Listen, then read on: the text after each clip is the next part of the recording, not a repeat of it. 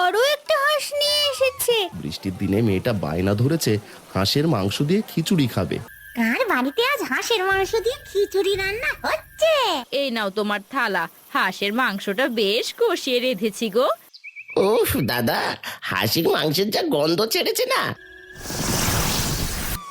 বৃষ্টির দিনে গরম গরম হাঁসের মাংস আর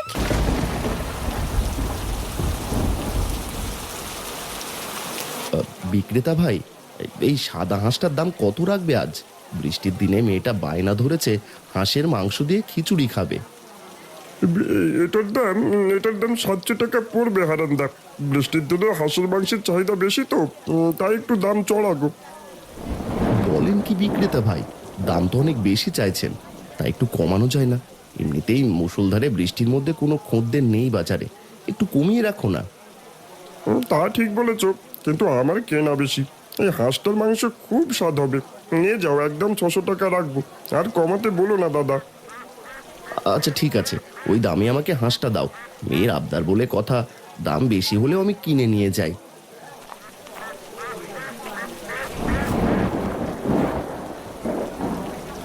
ওরে হারান, এত দাম দিয়ে হাঁস না কিনে বরং খাসির মাংস কিনে নিয়ে যা।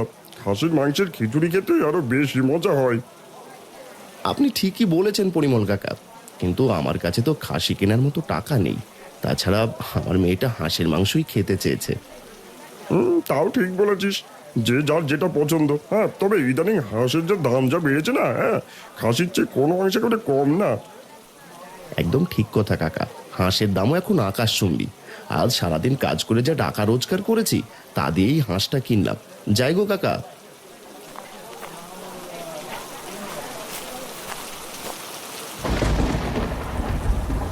তিন্নিমা, জলদি দিকে আয় তো দেখি, তোর জন্য আজ একটা এমন জিনিস এনেছি যা দেখলে তুই খুশিতে নাচবি।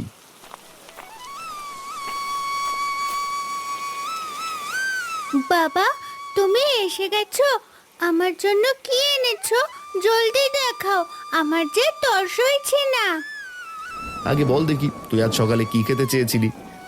তুই যদি ঠিকঠাক বলতে পারিস তবেই দেখাবো কি জিনিস এনেছি।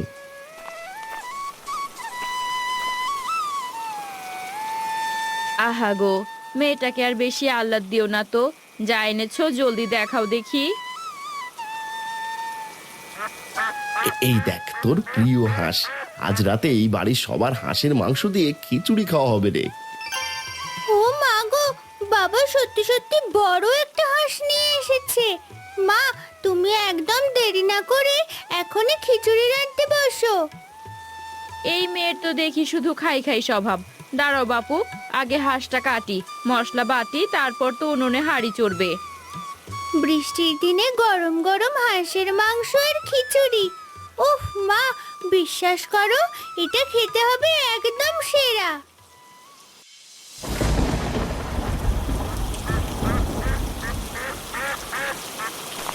উফ, এই বৃষ্টি তো দেখছি থামার কোনো নামই নেই। এদিকে আবার অন্ধকারও হয়ে এলো। সকাল থেকে হাঁসগুলো ভিজতে ভিজতে চুপসে আছে। কোথাও একটু ঠাঁই পেলে হয়।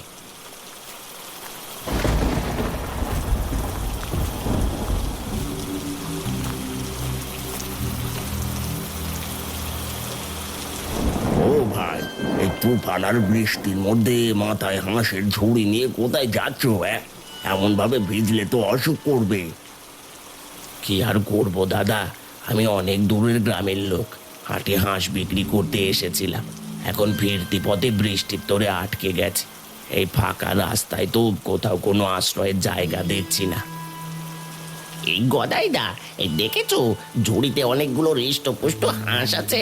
আজ কিন্তু আমাদের কপালটা বেশ খুলে গেছে। তুমি চিন্তা করো না ভাই, সামনে একটা পরিত্যক্ত ভাঙা ঘর আছে, চলো ওখানে গিয়ে আশ্রয় নিই। বৃষ্টি কমলে এগিয়ে দেব।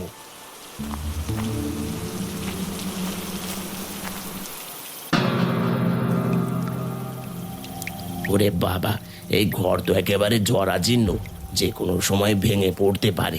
এখানে থাকা কি নিরাপদ হবে দাদা? আরে চুপ কর বেটা, এই দুর্যোগের রাতে সন্ধ্যায় গোঁজার ঠাঁই পেয়েছি, সেটাই অনেক। তার উপর আবার ঘরের দোষ ধরছিস কেন? হে কি দাদা, আপনি হঠাৎ এমন রুক্ষ সুরে কথা বলছেন কেন? আপনাদের মতলবটা তো আমার কাছে সুবিধার মনে হচ্ছে না। এতক্ষণে ঠিক ধরেছিস। এখন ভালোই ভালোই তোর এই হাঁসের ঝুড়িটা আমাদের হাতে দিয়ে দে, তবেই তোর নিস্তার মিলবে। এ কি বলছেন? এই হাঁসগুলো আমার উপার্জনের একমাত্র পথ। আপনারা আমার সাথে এমন অন্যায় করতে পারেন না। এই বেশি বক বক করিস না তো, তোকে এখানে আধমারা করে রেখে গেলে ও কেউ টের পাবে না। জলদি হাঁসগুলো দিয়ে দে বলছি। না, আমি কিছুতে আমার হাঁস দেব না। আপনারা বরং এখান থেকে চলে যান, আমাকে একা থাকতে দিন। কালু হঠাৎ হাতের লাঠি দিয়ে বিক্রেতার মাথায় সজোরে আঘাত করে। বিক্রেতা আর্তনাদ করে মাটিতে লুটিয়ে পড়ে অজ্ঞান হয়ে যায়। ওরে কালু, তোকে অত জোরে মারতে কে বলেছে রে গাধা? লোকটা যদি মরে যায় তবে তো আমাদের বড় বিপদ হয়ে যাবে। মরবে না গদাইদা, মনে হয় বেটা অজ্ঞান হয়েছে।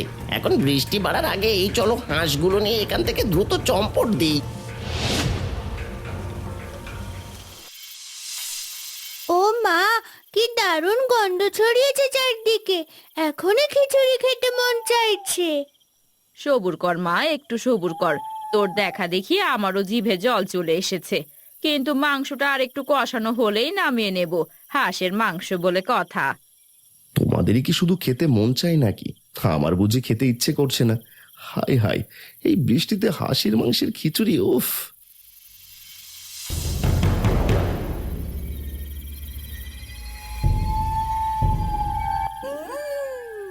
কি চমৎকার ঘ্রাণ আসছে রে।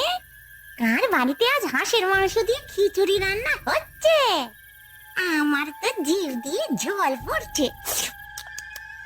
দেখি তো জাদুর আয়নায় কার বাড়ি ওটা।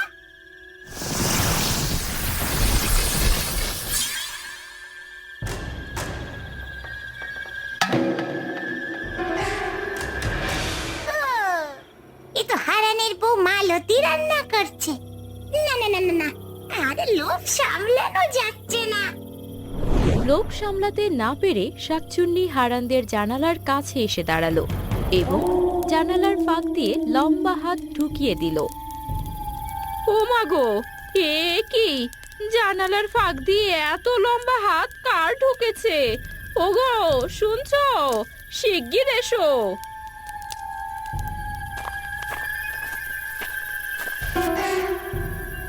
কই কই হাত? কে ঘরে হাত ঢুকিয়েছে? মালতী, এখানে তো কেউ নেই, জানালাটা তো পুরো খালি। আমি তোমাদের জন্য খিচুড়ি বাড়তে যাচ্ছিলাম, ঠিক তখন একটা লম্বা হাত জানালার ওপাশ থেকে এসে কি যেন চাচ্ছিল। ও কিছু না মালতী, তুমি হয়তো চোখের ভুলে ছায়া দেখেছো। আমি ভেবেছিলাম চোর এসেছে, তাই লাঠি হাতে নিয়ে আসলাম।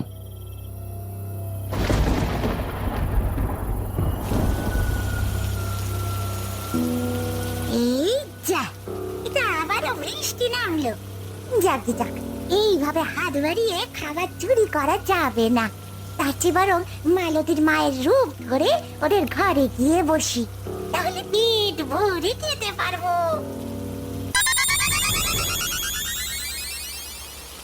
শাকচুন্নি মালতীর মায়ের রূপ নেয় আর হারানের ঘরের দরজায় কড়া নাড়তে থাকে।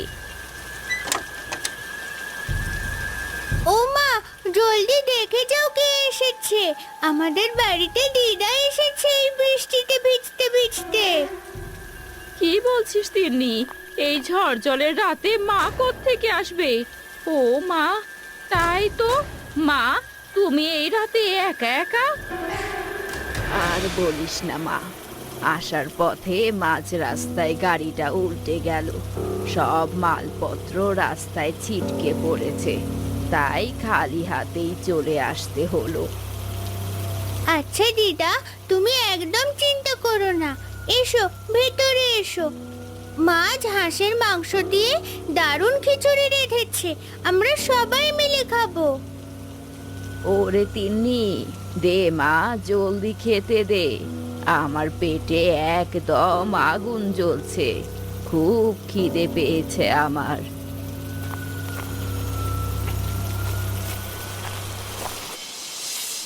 মা, এই নাও তোমার থালা, হাঁসের মাংসটা বেশ কষিয়ে রেঁধেছি গো, খেয়ে দেখো। মা, আর একটু বেশি করে দে না দেখি, এইটুকু খিচুড়িতে তো আমার পেটের এক কোণও ভরবে না।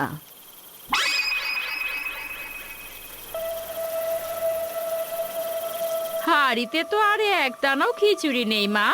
আচ্ছা, তুমি বরং আমার ভাগের থালাটা নাও, আমি না হয় নাই খেলাম। মা, তুমি আমার থালা থেকেও কিছুটা নিয়ে নাও। দিদা যেহেতু খুব ক্ষুধার্ত, তাই আমাদের খাবার দিদাকেই দিয়ে দিই। বাহ, নাতনি তো আমার খুব লক্ষ্মী। তোরটা তুই খা, যদি না পারিস তবেই আমাকে দিস। না মা, ওসব থাক। তিনি মা, তুই তোর খাবার খা, আমার ভাগের খিচুড়িটা বরং আপনি নিন মা। আমরা না হয় মুড়ি খেয়ে রাত কাটিয়ে দেব। এই তো আমার জামাইটা বেশ মনের মতো হয়েছে। ঠিক আছে, তবে তোদের থালাগুলো আমাকে দিয়েই দে।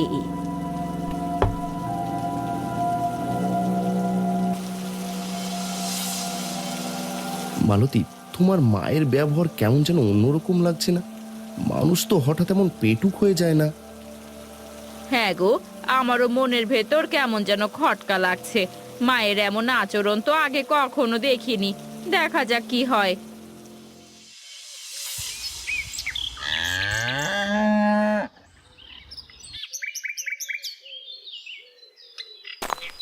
বৃষ্টির পর বেশ কড়া রোদ উঠেছে আজ।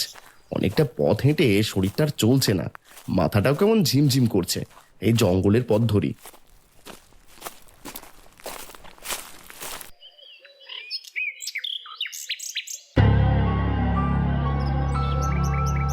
এই ভাঙা ঘরটাতে একটু জিরিয়ে নিলে মন্দ হয় না।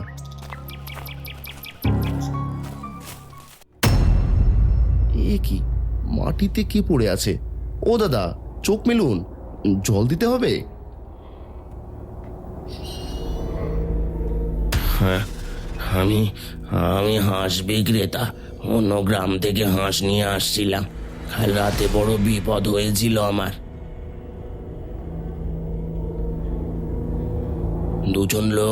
দুজন লোক আমাকে বৃষ্টিতে আশ্রয় দেবে বলে এখানে নিয়ে আসে। তারপর তারা আমাকে মেরে আমার সব হাঁস আর খাঁচা নিয়ে পালিয়েছে। ও, বড় অন্যায় হয়েছে আপনার সাথে। থাক ওসব কথা এখন। আপনাকে আমার সাথে আমার বাড়িতে চলুন, আপনি বেশ অসুস্থ।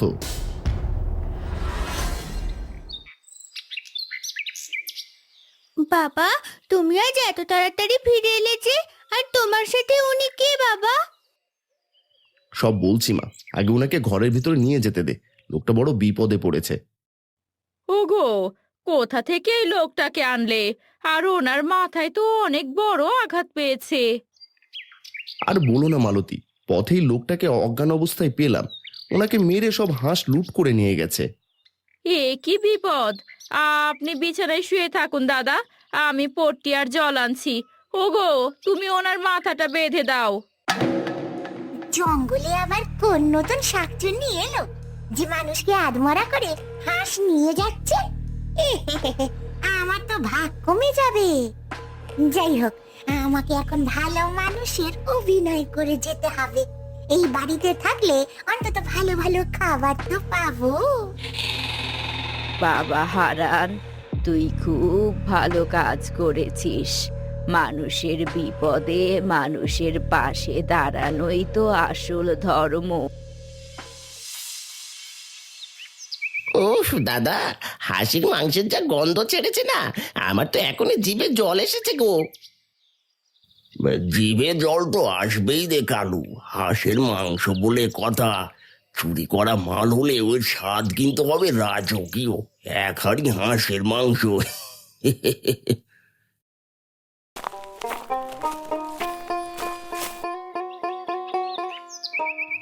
কিরে গদাই, কিরে কালু, তোরা এখানে লুকিয়ে লুকিয়ে চড়ুই ভাতি করছিস নাকি? আরে হারান্দা, তুমি কোত্থেকে এলে? আমরা কি আর ছোট বাচ্চা আছি যে সবাইকে ডেকে চড়ুই ভাতি করবো? তোদের স্বভাব আর ঠিক হলো না।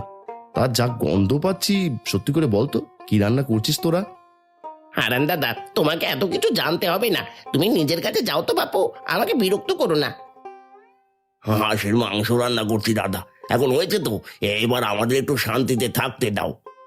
সব বুঝলাম, হাড়ি ভর্তি করে রান্না যে করছিস, এত হাঁস পেলি কোথায়? আজকাল হাঁসের যা দাম। কোথায় পেলাম না পেলাম সেটা কি তোমার হাতে ধরে বলতে হবে নাকি? যাও তো এখান থেকে, আমাদের কাছে বাধা দিও না, যাও।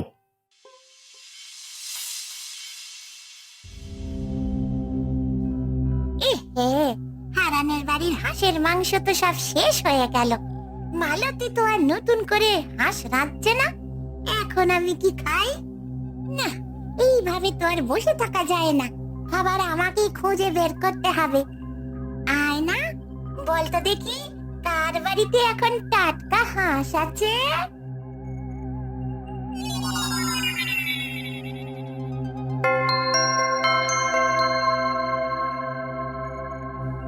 এই তো পেয়েছি। গদাইয়ের বাড়িতে দেখছি এক ঝুড়ি হাঁস রাখা আছে। বেটে এত হাঁস পেলো কোথা? যাকে সে ভেবে কাজ নেই, ওইখানেই যেতে হবে।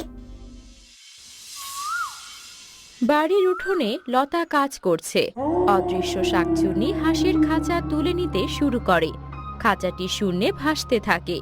লতা হঠাৎ দেখে ফেলে, ও মা গো, এ কি দেখছি আমি? জ্যান্ত হাঁস সহ খাঁচাটা একা একাই হাওয়ায় ভেসে চলে যাচ্ছে। এ কেন? বাঁচাও, ভূত! কে আছো? শিগগির এসো! আমাদের হাঁসের খাঁচা নিজে নিজেই উড়ে যাচ্ছে। আর কি হয়েছে বৌমা? এমন পাগলের মতো চিৎকার করছো কেন? কিসের খাঁচা উড়ে যাচ্ছে? দেখুন না কাকা, নিজের চোখেই দেখুন, আমাদের ওই হাঁসের খাঁচাটা কেমন অলৌকিক ভাবে আকাশের দিকে উড়ে যাচ্ছে। কই, কিছুই তো নেই। আরে এসব কি অলক্ষণে কথা বলছো বৌমা? খাঁচা কি কখনো ডানা মেলে একা একা উঠতে পারে নাকি? আর তোমরা এত হাঁস কোথায় পেলে? কি হয়েছে গিন্নি? বাড়ির সামনে এত ভিড় কেন? এত চেঁচামেচি কিসের? ওগো, দেখবে এসো, আমাদের হাঁসের ঝুড়িটা ভূতে নিয়ে যাচ্ছে। ঝুড়িটা শটান করে কেমন চোখের সামনে দিয়ে উড়ে চলে গেল। কি বলছো? আমার এত কষ্টে চুরি করা হাঁসগুলো সব হাওয়ায় মিলিয়ে গেল? না মানে আনা হাঁসগুলো? সত্যি করে বলো তো গদাই, যে হাঁসের কথা বলছিল সেই হাঁসগুলো তুই কোথায় পেয়েছিস? না না কাকা, ওগুলো তো আমার নিজের কেনা হাঁস। আমি কি কারোর জিনিস চুরি করি নাকি? তাও সামলাতে পারলাম না, বেরিয়ে পড়লো সব কথা। ও সব কথা মোড়ল মশাই সামনেই বলিস। এখন আমি তাকে খবর দিচ্ছি। আর সকলেই চলো।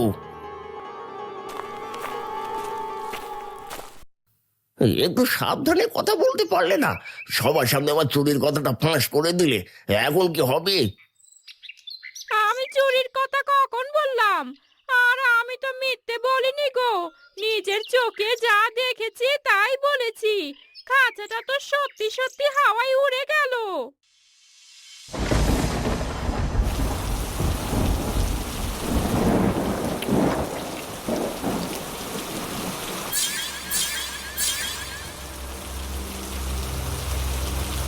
আহা, কাঁচা মাংস খেয়ে পেটটা আজ একদম শান্ত হলো। বৃষ্টির দিনে এমন ভোজ অনেক দিন কপালে জোটেনি। পেট ভরেছে, এখন বেশ ঘুম ঘুম পাচ্ছে। এবার জলদি হারানের বাড়ি ফিরি, দেরি হলে আবার মালতী সন্দেহ করতে পারে।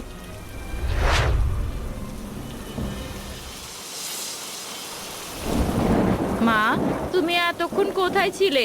সারা বাড়ি খুঁজেও তোমাকে কোথাও দেখতে পেলাম না যে। আরে আমি তো বাড়ির পেছনের দিকেই ছিলাম রে মা। তুই হয়তো কাজের চাপে খেয়াল করিসনি, ঘরে ভালো লাগছিল না। মায়ের কথাবার্তাগুলো কেমন যেন রহস্যময় ঠেকছে। মা তো কোনোদিন আমাদের না বলে এভাবে বাইরে কোথাও যায় না।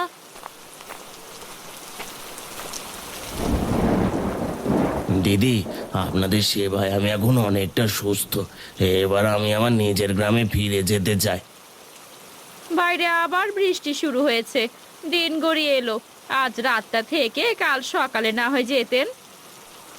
আরে যেতে চাইছে যখন যেতে দে না। অতিথি বেশি দিন ঘরে থাকা একদম ভালো না। আপদ বিদায় হওয়াই মঙ্গল। একি দিদা, তুমি তো আমাদের বলতে অতিথি সেবা করা পুণ্যের কাজ। আজ তুমি এমন নিষ্ঠুর কথা কেন বলছো? না মা, দিদা ঠিকই বলেছেন। আপনাদের অনেক কষ্ট দিয়েছি। এবার আমায় একটা ছাতা দিন পারলে, আমি পথ ধরে হাঁটা দিই।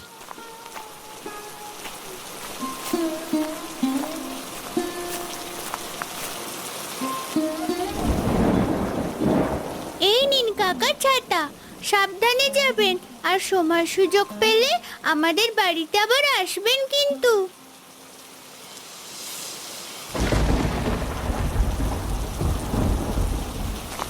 হারান দাদাকে না বলেই চলে আসতে হলো, মনে মনে খুব খারাপ লাগছে।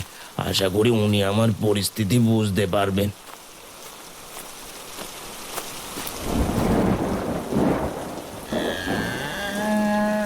আরে ও ভাই, রাস্তা থেকে সরে দাঁড়ান, দেখছেন না গরুর গাড়ি আসছে, চারিদিকে বড্ড কাদা।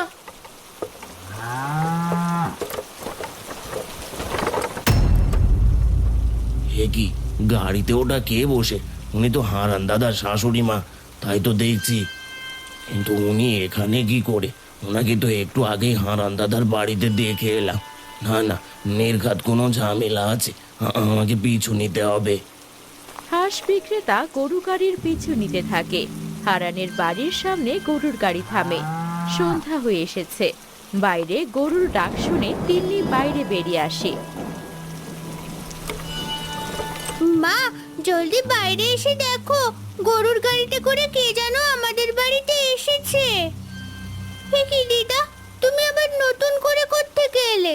তুমি তো ঘরের ভেতরেই ছিলে।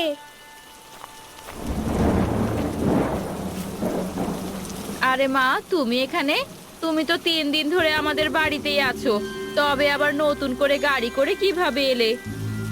তোরা কি সব পাগল হয়ে গেলি নাকি? আমি এই মাত্র গ্রাম থেকে আসছি।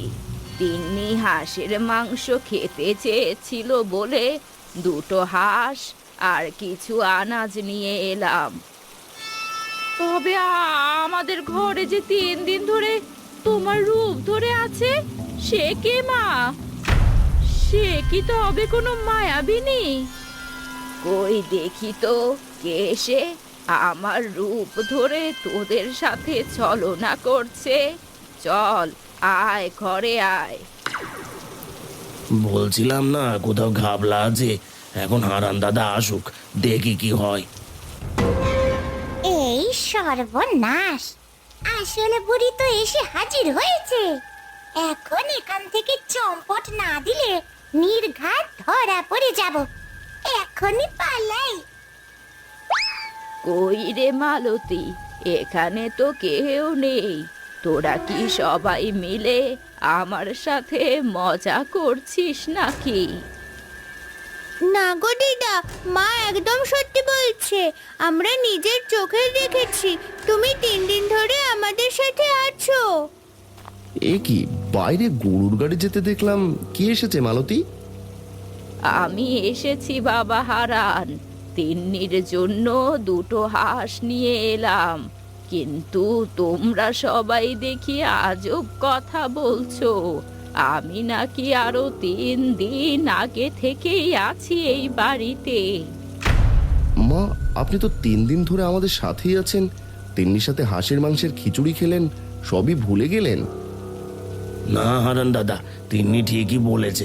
আমি পথে গাড়িতে দিদাকে দেখে বুঝতে পেরেছিলাম যে বাড়িতে কেউ একজন বহুরূপী সেজে আছে, তাই ফিরে এলাম আসল ঘটনা দেখতে। এখন সব বুঝতে পেরেছি। এ নিশ্চয় ওই শেওড়া গাছের পেটুক শাক চুন্নির কাজ। খাবারের লোভে ও আমার রূপ নিয়ে তোদের ঘরে ঢুকেছিল। শাক চুন্নি? ওগো, তবে এখন কি হবে? ও যদি আবার ফিরে আসে? তোরা একদম ভয় পাস না, আমি থাকতে ও আর সাহস পাবে না। বিক্রেতা ভাই, আজ রাতটা আপনি এখানেই থেকে যান। ঘন অন্ধকার হয়ে আসছে, এখন আর কোথাও যেতে হবে না। কালু রে, বিশ্বাস কর আমার কথা, আমার ওই চুরি করা হাঁসের ঝুড়িটা চোখের সামনে একা একা আকাশে উড়ে গেছে। এটা তোর বৌদি নিজের চোখে দেখেছে। ওই হাঁস বিক্রেতার লোকটা নিশ্চয়ই কোনো জাদুকর ছিল। সে মন্ত্র পড়ে নিজের হাঁসগুলো আমাদের কাছ থেকে ফেরত নিয়ে গেছে। এই থাক ওসব রূপকথার গল্প, হ্যাঁ ওসব জাদুর কথা আমি বিশ্বাস করি না গদাইদা। ওটা আসলে তোমাকে আমার ভাগ্যের হাঁস না দেওয়ার ফোন দিয়ে। না রে কালু, সত্যি বলছি আমি, এভাবে কেউ হাঁস লুকায় না। এসে দেখি বউ এসব বলছে, এমনকি গ্রামের লোকজন পর্যন্ত জানাজানি হয়ে গেছিল। মিথ্যে কথা বলবে না গদাইদা, আমাকে এখনই আমার পাওনা বুঝিয়ে দাও, নইলে কিন্তু আমি মোড়ল মশাইকে গিয়ে সব সত্যি কথা বলে দেব। ধরা পড়লে আমিও চোর হিসেবে ধরা পড়বো, সাথে তোমারও দপারপা করে ছাড়বো, তখন গ্রাম ছাড়া হতে হবে এই বলে দিলুম। এ কি, তোমরা কি শুরু করেছো শুনি?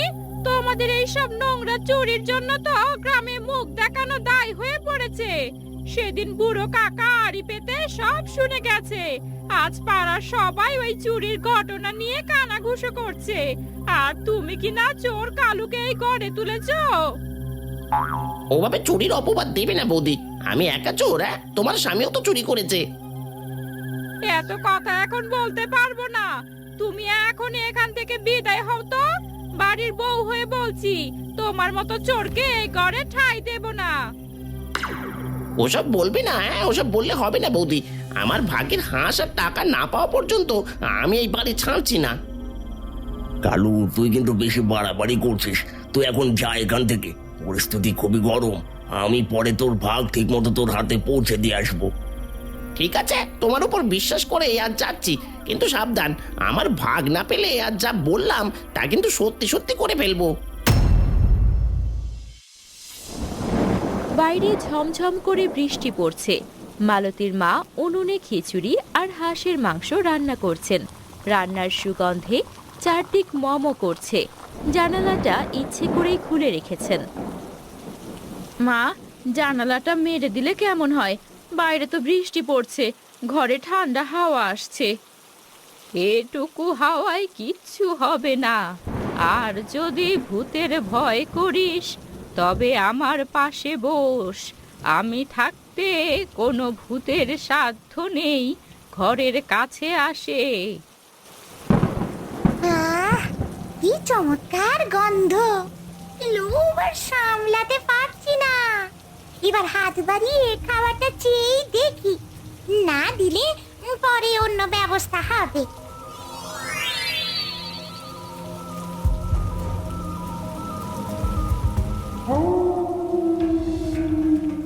ও মাগো, এ তো সেই মস্ত বড় হাতখানা। এর আগেও একবার এসেছিল। এ নিশ্চয়ই সেই শেওড়াতলার শাকচুন্নি। মালতী, ভয় পাস না। রান্নাঘরের কোণ থেকে লোহার সেই গরম ভাজা কাঠিটা দে তো দেখি, তাড়াতাড়ি কর। মালতী ভাজা কাঠি দিলে মা সেটা হাত বাড়িয়ে শাকচুন্নির হাতে সজোরে ঢুকিয়ে দেয়। শাকচুন্নি আর্তনাদ করে হাত সরিয়ে সেখান থেকে চম্পট দেয়। ওরে বাপ রে, এ কি হলো? আমার হাতে লোহা ঢুকিয়ে দিয়েছে। এই লোহার মায়া তো আমি কাটাতে পারবো না। আমি যে লোহা দেখে খুব ভয় পাই।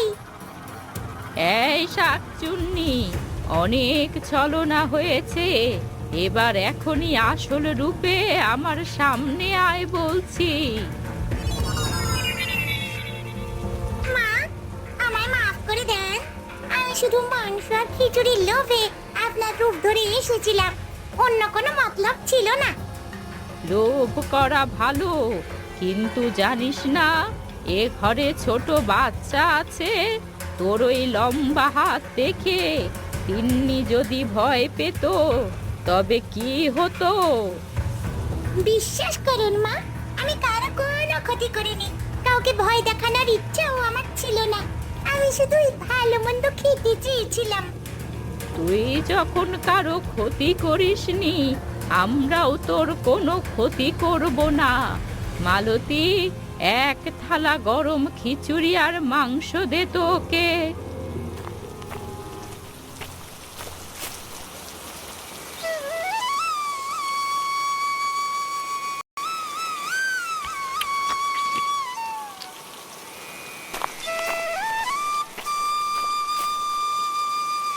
আপনারা সত্যি খুব ভালো। আমি পেট ভরে খেয়েছি। এবার এই গ্রাম ছেড়ে আমি চিরতরে চলে যাব।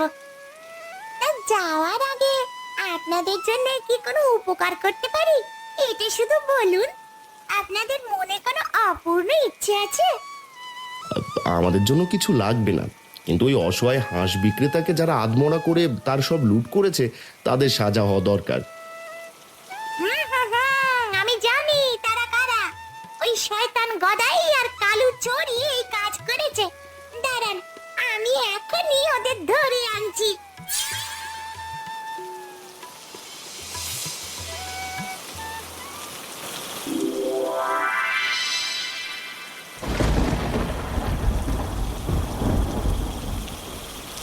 তোমরা কেউ এখন বাইরে এসো না। আজ এই দুই চোরের কঠিন শাস্তি হবে। এরা আজ সারা রাত এই বৃষ্টির মধ্যে এইভাবেই দাঁড়িয়ে থাকবে। এ কি করছো তুমি শাকচুন্নি? এই চোরের দল, এখন তোদের মুখে কোনো কথা নেই কেন? দাদা গো, সব কালুর দোষ, ওর জন্য আজ এই অবস্থা। এই চুপ থাকতো না। আমি এদের দুজনের কান এক জাদুর সুতো দিয়ে একসাথে বেঁধে দিয়েছি। খবরদার, একটুও নড়াচড়া করলে কিন্তু কান ছিঁড়ে যাবে। আগামীকাল সকালে গ্রামের মানুষের সামনে বিচার হওয়ার পর এই সুতো নিজের থেকেই খুলে যাবে। এখন আমি বিদায় নিচ্ছি। তোরা ভালো থাকিস। গদাই, তুই আমার নিজের ভাই হয়েই কাজ করলি। আজ এটা ভাবতেও আমার লজ্জায় মাথা কাটা যাচ্ছে। সামান্য কটা হাঁসের জন্য একটা জ্যান্ত মানুষকে তোরা এভাবে মারলি। লোকটা যদি মরে যেত তবে কি হতো একবার ভেবে দেখেছিস? বিশ্বাস করো ভাই, সব দোষ ওই কালুর। ওই লাঠি দিয়ে লোকটার মাথায় বাড়ি মেরেছিল। এখন সব দোষ আমার একার, তাই না? হ্যাঁ, তুমি কি হাঁসের মাংস খাওনি? রান্না করার সময় তো বড় বড় কথা বলছিলে। তোদের স্বভাব আমি সেদিনই বুঝেছিলাম, যেদিন তোরা এক হাঁড়ি হাঁসের মাংস রান্না করেছিলি। চলো মালতী, ভেতরে চলো। এদের সাথে আর কথা বলতে আমার ঘেন্না করছে।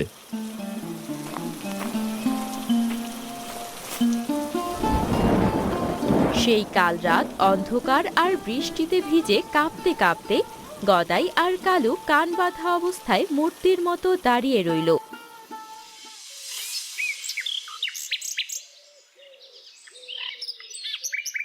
ও গদাইদা, আমার বড় পেয়েছে। আর কতক্ষণ এভাবে দাঁড়িয়ে থাকবো? হাত পাজে সব অসাড় হয়ে এলো। চুপ করে দাঁড়িয়ে থাক কালু, নড়িস না একদম। নড়লেই তো দেখছিস কান ছিঁড়ে যাওয়ার জোগাড় হচ্ছে। ওই জাদু শুদ্ধ বড় ভয়ঙ্কর। অন্য গ্রাম থেকে আসা মানুষ আমাদের অতিথি, আর তোরা কিনা অতিথিকে আধমরা করে তার হাঁস চুরি করিস? তোদের লজ্জা হওয়া উচিত। এদের কঠিন শাস্তি চাই মোড়ল মশাই। এক অসহায় মানুষকে তারা প্রায় মেরে ফেলেছিল সামান্য কিছু হাঁসের জন্য। তোদের শাস্তি হলো ওই হাঁস বিক্রেতাকে সব হাঁস তোরা নিজেদের টাকায় আবার কিনে দিবি, আর পালকি করে তাকে সসম্মানে বাড়ি পৌঁছে দিয়ে আসবি। এক চুল এদিক ওদিক যেন না হয়। বেশ হয়েছে মোড়ল কাকু। আর একটা কথা, ওদের খুব হাঁসের মাংস খাওয়ার শখ। তা না হলে কেউ হাঁড়ি করে এত মাংস রান্না করে খায়? আর তোদের যখন হাঁসের মাংস খাওয়ার শখ, তখন আজ তোদের নিজের টাকায় পুরো গ্রামকে হাঁসের মাংসের খিচুড়ি রেঁধে খাওয়াবি। এটাই তোদের সাজা।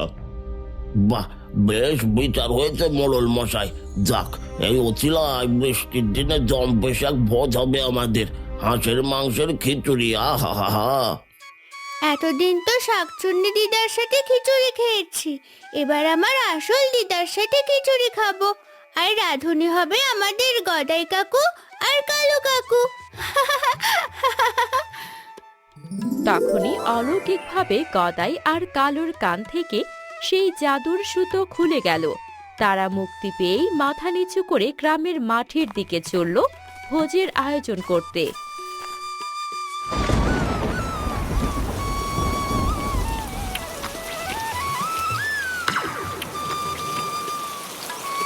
খাও খাও হে হাঁস বিক্রেতা ভাই, একদম মন ভরে খাও। তোমার সাথে এই গ্রামে যে অন্যায় হয়েছে তার জন্য আমরা লজ্জিত।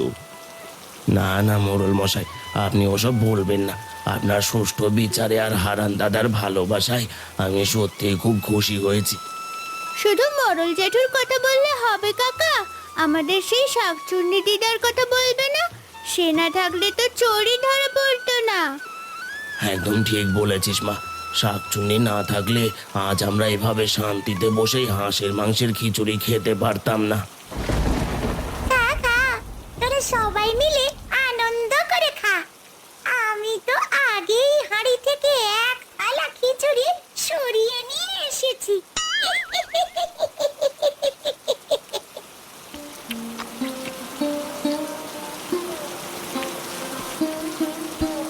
আহ, পিঠটা একদম ভরে গেল। তোদের এই মানুষের হাতের রান্না সত্যি বড় চমৎকার। আমি কিন্তু তোমাকে আগেই দেখে ফেলেছি গো শাকচুন্নি দিদি, তুমি গাছের ওপর বসে খাচ্ছ তো। সকলের খাওয়া শেষে কালু আর গদাই পালকি করে এই বৃষ্টিতে ভিজে ভিজে হাঁস বিক্রেতাকে নিয়ে যেতে থাকে। এবার ভালো শিক্ষা হলো। এরপর চুরির কথা চিন্তা মাথায় আসলে 10 বার ভাববো। ঠিক বলেছিস রে কালু, কেন যে হাঁসের মাংস খাওয়ার কুবুদ্ধিটা মাথা এলো? ও হাঁস বিক্রেতা ভাই, কি করছো বসে?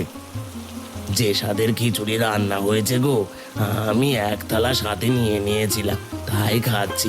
বৃষ্টির দিনে হাঁসের মাংসের খিচুড়ি সত্যিই সেরা। এত বড় মাছ আমাকে না দিয়ে বাড়ি যেতে পারবে না। মাছের পেটে সোনার আংটি, কি চমৎকার! বড় কাতলা মাছের ঝোল খেতে খুব ইচ্ছে করছে। আপনার দিব্যরূপ দেখে আমি ধন্য হলাম। আমার হাতের নখগুলো এমন সাদা আর শক্ত হয়ে যাচ্ছে কেন? বৃষ্টির শব্দ আর পাতেই কাতলা মাছের ঝোল। আজ এই বর্ষার রাতে বেগুন দিয়ে কাতলার ঝোল খাবো রে।